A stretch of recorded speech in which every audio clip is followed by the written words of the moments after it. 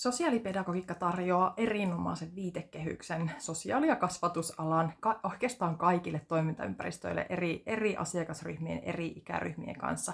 Kaikkialla siellä, missä tuodaan sosiaalinen ja kasvatuksellinen yhteen, niin siellä on tilaa ja kysyntää sosiaalipedagogiikalle. Ja siitä huolimatta se on oppialana ja tieteenalana Suomessa aika marginaalista tänä päivänä ja varsinaisesti ammattinimikkeenä, niin sitä ei juurikaan meillä käytetä. Mutta itse asiassa jännittävä huomio onkin, että jos lähdetään kääntämään sitten englanninkielelle varhaiskasvatuksen lainsäädäntöä ja opetussuunnitelmaa, niin sittenpä se varhaiskasvatuksen sosionomi kääntyykin nimikkeeksi social pedagog, eli sosiaalipedagogiksi.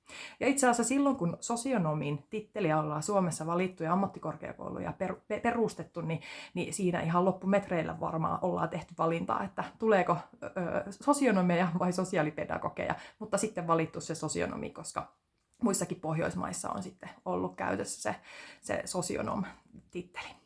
No, sosiaalipedagogiikka ei ole minkään ammattialan omistuksessa, vaan päinvastoin se niin kuin sanoin, tarjoaa hyvän viitekehyksen kaikille siellä varhaiskasvatuksen monialaisissa tiimeissä työskenteleville henkilöille. Mutta tilannehan on siis se, että opinnoissa, perustutkinnoissa, niin sosiaalipedagogiikkaa ei välttämättä mainita lainkaan, tai se saattaa olla hyvin hentoisesti vaikka yhden kurssin nimessä edes niillä sosionomeilla. Mutta todellisuus taas ei ole ihan sen kaltainen, koska sitä sosiaalipedagogista työtä kyllä tehdään, vaikkei sitä oltaisi opiskeltu ja jäsennetty juuri sosiaalipedagogiikan nimikkeen alla. Ja aika usein, kun näitä sosiaalipedagogiikan perusta- ja orientaatiokursseja järjestän ja on sellaisia opiskelijoita, ketkä tulee sieltä työelämästä, niin onkin silleen, että ei vitsi, että nyt me sain ne sanat ja käsitteet ja sen teorian sille työlle ja sille tavalle tehdä työtä, mitä on itse asiassa jo tehnyt hyvin pitkään.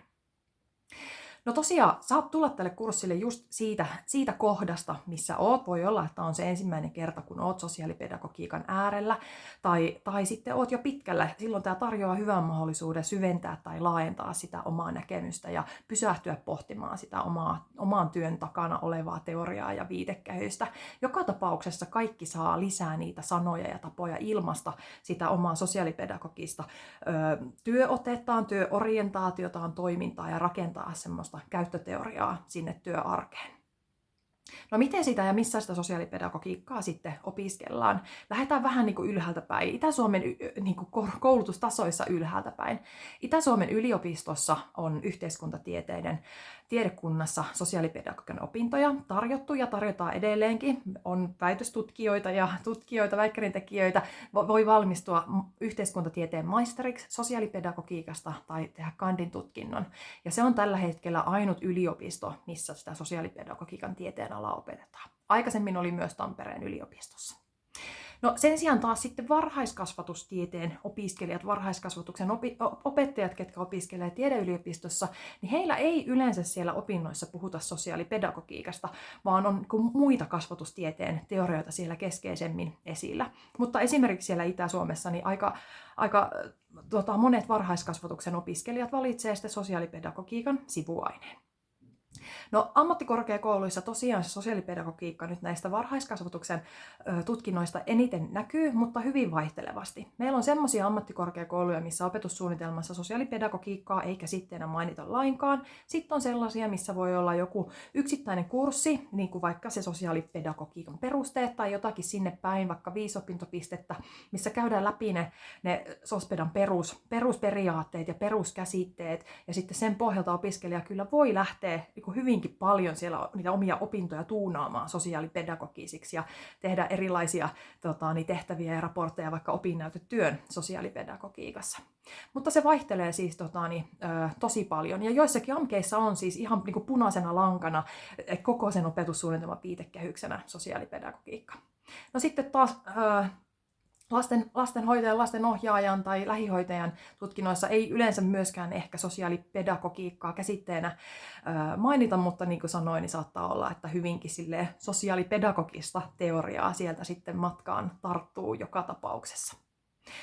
Ja näiden tällaisten niin muodollisten tutkintokoulutusten lisäksi, niin sitten toki on esimerkiksi Suomen sosiaalipedagoginen seura järjestää erilaisia tapahtumia, sosiaalipedagogiikan iltoja, seminaareja, webinaareja, vuotuiset sosiaalipedagogiikan päivät, missä voi sitten olla tutustumassa, verkostoitumassa muihin sosiaalipedagogisiin toimijoihin tai niin olla vaikka varhaiskasvatuksen työpajoissa, tutkimusseminaareissa, tutkimusryhmissä siellä mukana kehittämässä sitä varhaiskasvatuksen sosiaalipedagogiikkaa.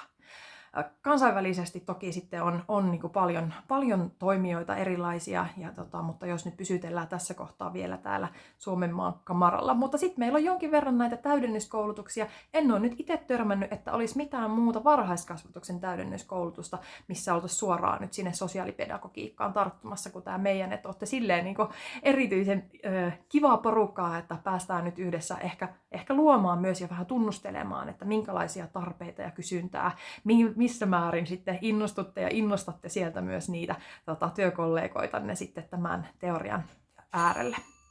Ja sen lisäksi totta kai sitten itse lukemalla. Suomen sosiaalipedagoginen seura julkaisee sosiaalipedagogista aikakauskirjaa. Siellä on artikkeleita. Hiljalleen niitäkin tulee varhaiskasvatukseen liittyen, mutta sitten myös näistä ihan oppikirjoista pääsee hyvin kärryille ja alkuun sen teorian kanssa. Ja sosiaalipedagogiikka-niminen teos on hyvä, mistä aloittaa. Siitä tulee uusi painoskin nyt tässä keväällä ja meidän yksi tämän kurssin kouluttajista Elina Nivala on sitten siinä keskeinen kirjoittaja ollut ja tulee olemaankin.